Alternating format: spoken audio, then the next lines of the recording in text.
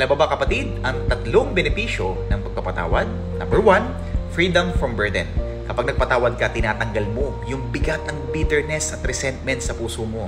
Sabi sa Colossians 3:13, as the Lord has forgiven you, so you also must forgive.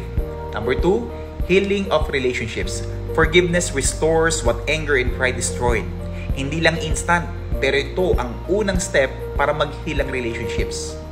Matthew 6:14, for if you forgive others their trespasses, your heavenly Father will also forgive you.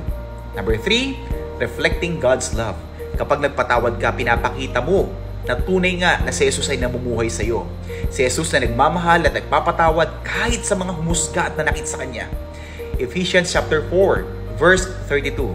Be kind to one another, tender-hearted, forgiving one another, as God in Christ forgive you.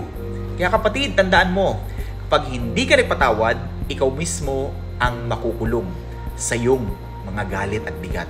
Pero kung matuto kang magpatawad, ikaw ang unang makakaranas ng tinatawag na tunay na kalayaan.